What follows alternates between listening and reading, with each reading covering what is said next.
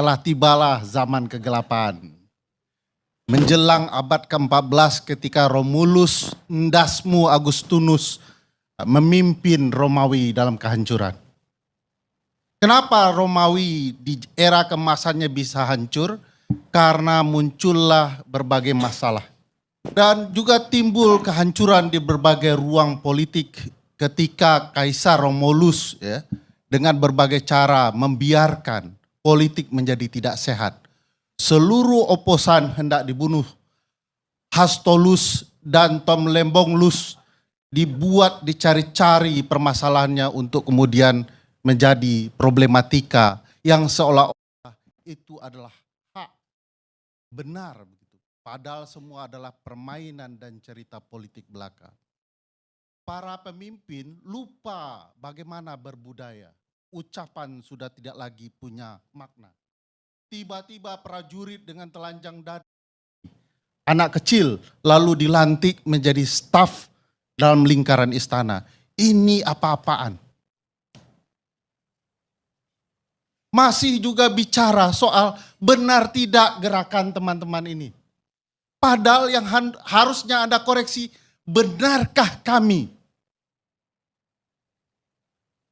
Sudah jelas-jelas timbul kebodohan, tidak ditemukan siapa penyebab munculnya bambu di tengah laut. Tiba-tiba ada bambu jenis baru itu, bisa tumbuh sendiri. Lalu dianggap selesai ketika dicabut, padahal problematika utama tidak pernah ditemukan. Rencana mengejar koruptor hingga ke Antartika, sampai ke gurun pasir paling jauh. Faktanya tidak ada. Yang dikejar adalah musuh-musuhnya. Sementara di dalamnya banyak masalah. Masih juga merasa pintar.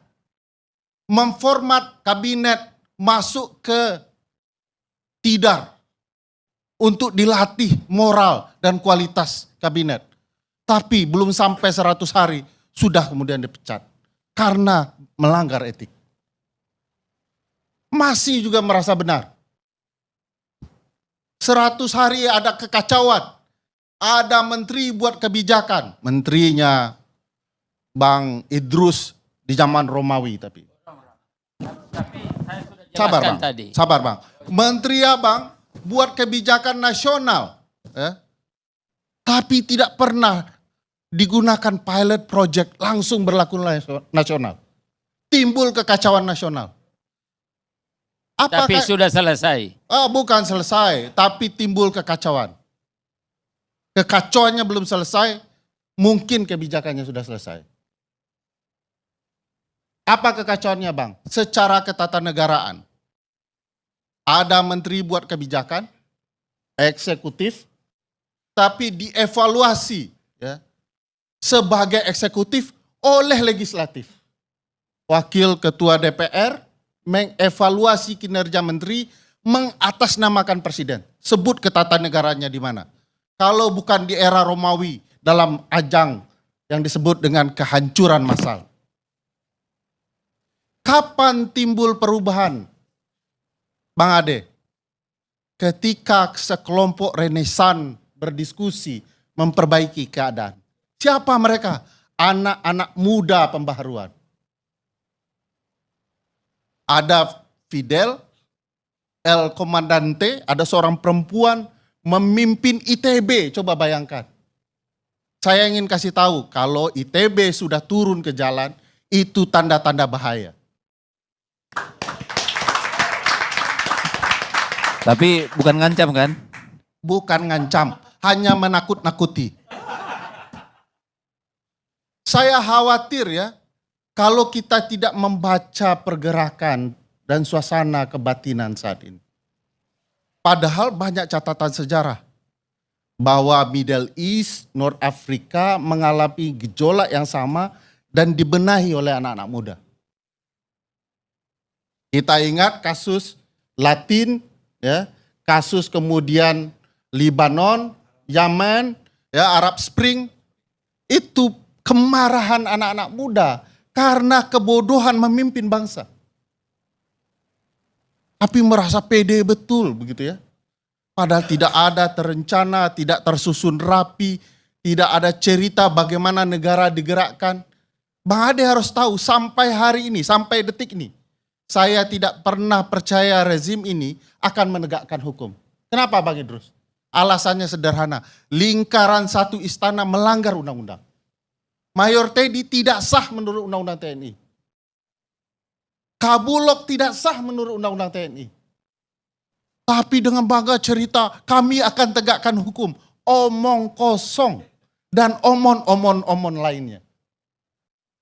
Dan ini problematika, bagaimana mungkin bisa menegakkan hukum kalau istana sendiri adalah pelanggar hukum. Tapi istana beruntung, masyarakat sipil belum bersatu betul. Masyarakat sipil masih cerita, itu oposan yang kemudian dipidana, ya wajar itu kesalahannya. Tapi ketika masyarakat sipil tahu bahwa ini adalah rekayasa politik, lalu dengan anak-anak muda yang beringas dalam intelektualitas mereka, mereka cerita soal kebaikan di kampus, tiba-tiba faktanya tidak. Mereka marah dengan intelektualitas mereka yang tidak dihargai. Bicara kesalahan pemerintah yang dikoreksi, 13 tuntutan mereka. Ini pengalihan isu. Yang salah pemerintah, jangan kami yang dipersalahkan. Mereka ini dalam terminologi Sohogi yang diceritakan Uni kita tadi, adalah kaum Brahmana intelektual. Mereka turun karena peradaban negara sedang rusak. Nanti kalau peradaban ini benar, mereka akan kembali ke pertapaannya. Memperbaiki nilai D menjadi A itu. Sekarang mereka selesaikan dulu nilai D pemerintahan dari Prabowo Subianto.